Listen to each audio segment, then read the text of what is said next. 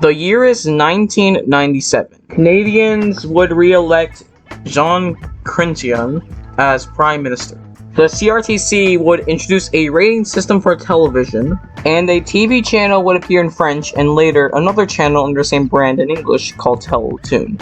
Now let's skip to this year, 2023, where Teletoon is becoming Cartoon Network and Boomerang on March 27th. So, to say goodbye, this is the history of the soon-to-be defunct channel, Teletoon. Before I do get into this video, I just want to announce that I have a second channel. On that channel, I'll upload videos that I don't think belong on this channel, like gaming videos, which is actually the first video on there. So if you want to, please subscribe to both this channel and the second channel. Also, if you notice anything's wrong, like any information's wrong in this video, then let me know either in the comments or on Twitter. Anyways, now let's get into the video. Despite the channel appearing in 1997, the history of Teletoon begins in 1996, when the original channel, known as Teletoon, got the license to air in September 1996. But the channel would be set to air over a year later, on September 8th, 1997. The original owners of Teletoon would be the Family Channel, YTV, Signer Films, and Nelvana, with their ownership percentages being on screen.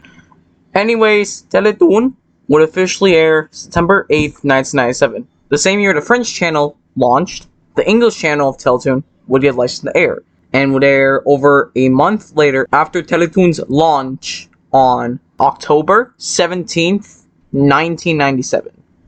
Teletoon would be licensed as a bilingual service in both English and French, being one of only 2 Canadian specialty services with a license. The channel has 2 feeds under the license, with the French feed operating under Teletoon and the English feed operating under Teletoon. As a condition of the license, Teletoon committed 40% of its programming to Canadian content the first year of operation, increasing by 5% yearly to 60% by 2002.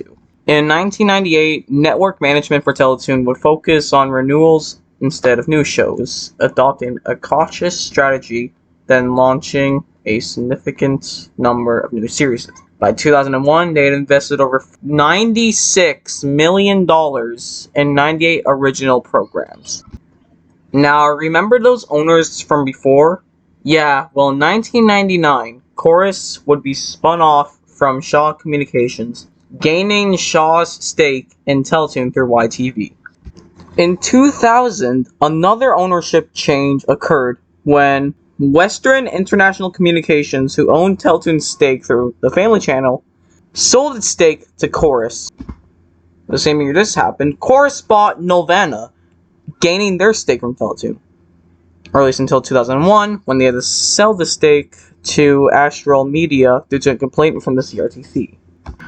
In 2002, Teletoon Unleashed and The Detour on Teletoon would launch as an adult for Teletoon Unleashed and teen for The Detour on Teletoon oriented block on the main Teletoon channel. Before this block existed, Teletoon would just air teen and adult content during the night as the Teletoon Adult block. Later in 2004, Teletoon Unleashed would merge into The Detour on Teletoon.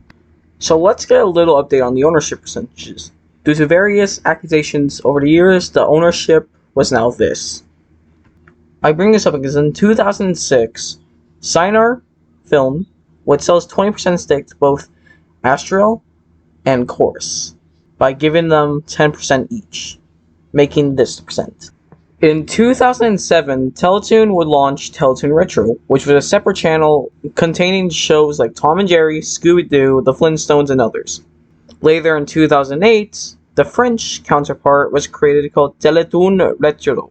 Also in 2007, Teletoon's on-air appearance and website were dramatically changed, and the French teen/adult blog Les Détours website was moved to Teletoon.com, with the channel and blocks look being changed completely. In 2009, Teletoon Detour would rebrand into Teletoon at Night, with the French block becoming Teletoon La Nuit.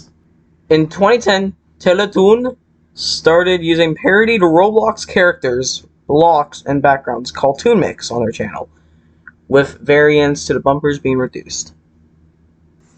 Then in 2011, Teletoon's branding was changed to coincide with the 50th anniversary of, at the time, co-owner Astral Media, and to also reflect on transition from analog to digital television. Teletoon La Nuit on air branding wouldn't be changed until 2020.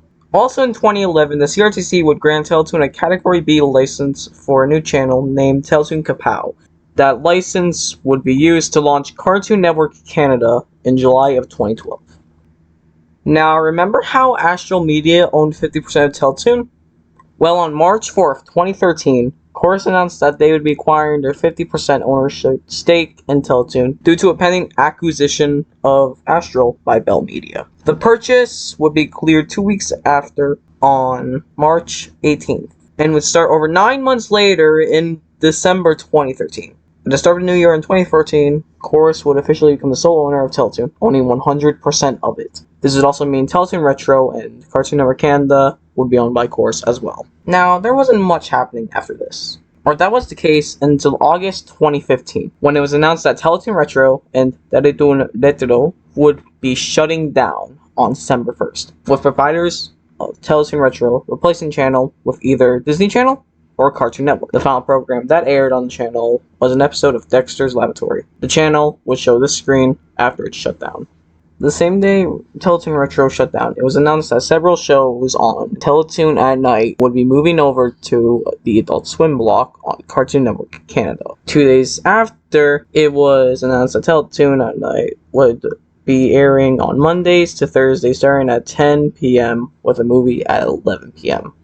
Then in December 2015, it was announced starting January 4th, 2016, all remaining shows on the channel would be moved over to the Adult Swim block, and that more movies were added to the schedule. So things weren't looking too well for Teletoon at Night, or that wasn't until February 2016, when suddenly several TV series that were airing on Adult Swim began airing on Teletoon at Night. Then in a press release on February 24th, 2016, it was announced the 7th season of Archer would air on both Cartoon Network at Night and Adult Swim. The next day, Friday Night, which was a segment on Teletoon at Night, would come to an end after 6 years. Then in March 2016, it was announced that Archer's 7th season would just air on Teletoon at Night.